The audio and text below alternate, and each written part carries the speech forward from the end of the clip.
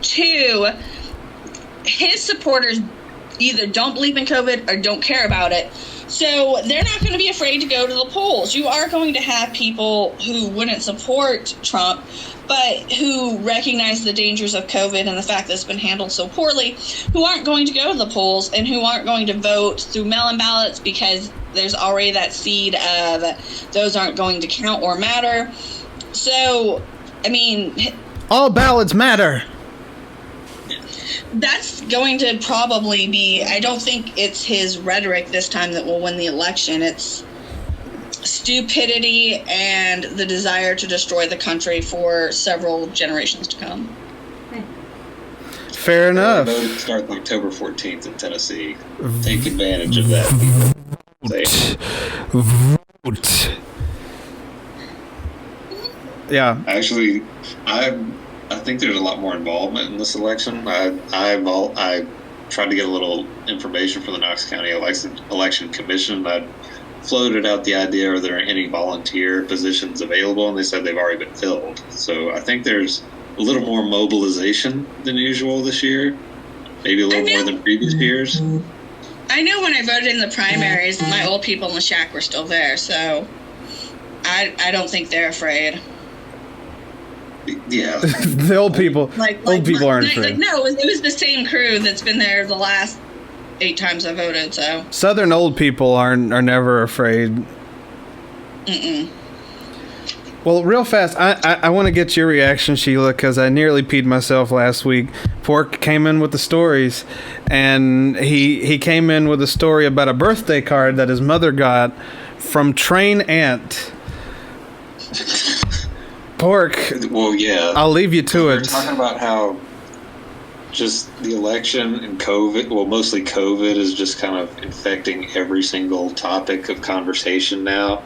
And so my aunt sent my mom a birthday card, and I mean, she mentions COVID in the birthday card like twice. And this is Train Ant, remember? And I'm just like, really? Read the card. You have the thing on your... Yeah, I have it on my phone. He's got a picture of the card. He took a picture because it was so absurd. I took a picture of it just because I thought it was worth... It was so absurd. Historical purposes. It's going to find a way in the Christmas play is what it's going to do. Yeah. Happy birthday. I have been looking back to our carefree days of doing last-minute physical outings, and it makes me sad. So it's like an immediate turn-off to start. Happy birthday. I miss seeing you. It says, but I don't feel helpless yet, or hopeless yet.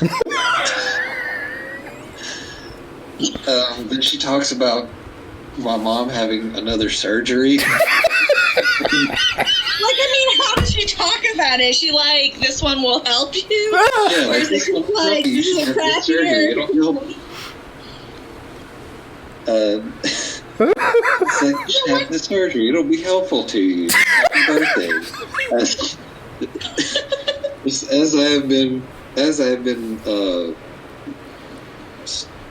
As I've been home more because of COVID and inability to drive lately, I can certainly understand how it becomes fearful to get out.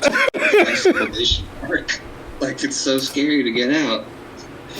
We can overcome that together, too, as soon as COVID madness is over. So, is your mom agoraphobic? Well, I mean, she's implying that it's scary to get out because of but COVID. she's talking about getting over the fear of going out. But well, is your mom... we're being very vigilant about this because my mom is in the at-risk demographic for COVID because of her age. So we're being pretty hyper vigilant about the COVID pandemic, but.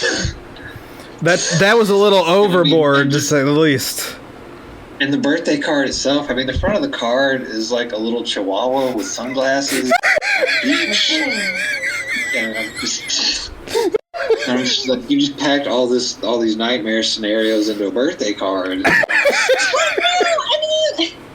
mean, don't you, the when you mail somebody a birthday card, it usually like include a letter type thing. It's not just, it's like when you hand it to them, it usually says like happy birthday and you sign it. But like when you mail it, I don't think it's unusual to write letters. But about COVID, the whole thing was such a turn off. yeah. And I hope you get another surgery. Hopefully this one will take. Or something like that. And you have to remember, this is Train Ant we're talking about. This ain't Butchie. Work on being uplifting instead of saying, I'm so afraid to get outside. Did you see the debate last night? She's like, but when it's over, we will, rejoice again in the sun. I think it's not like a complete downer. I feel like it's like a roller coaster because, like, she takes you down, but then she takes you back up. I mean, okay.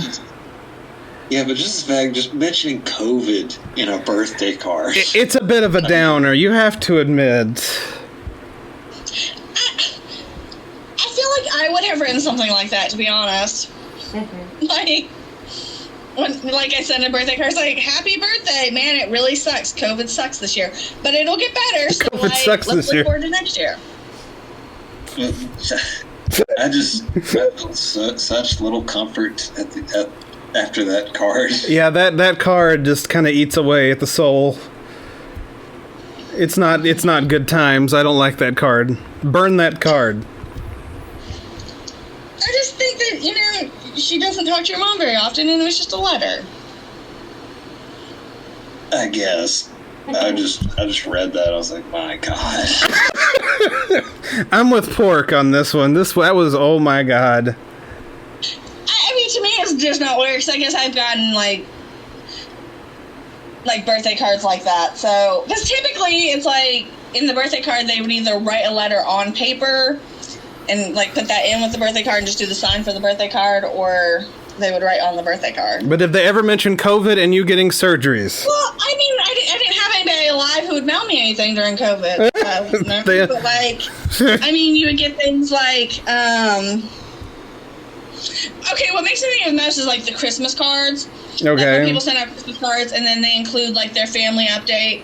And they're like, by the way, this person died. That sucks, and, this person lost their job. I feel like that's more normal. I don't know.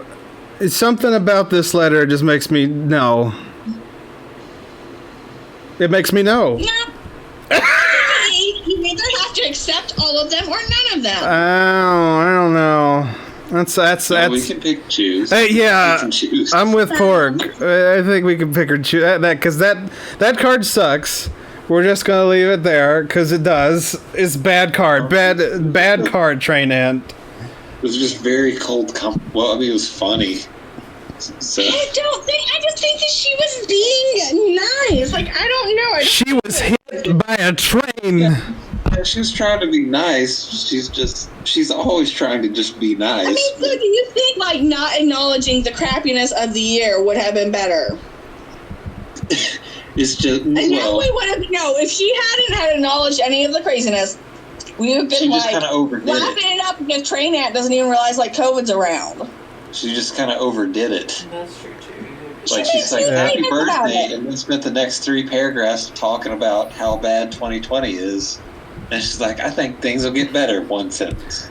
I'm convinced Shiela, the reason why Shiela was out. That's not how you read it. That's not how you read it. You read it very much as, like, this is bad, but this will be better. This is bad, but this, like... I'm convinced... So there's, like, personal details in there, too, I didn't want to read on air, so... I'm convinced Shiela got hit by a train. That's why she was out last week. Probably, yeah.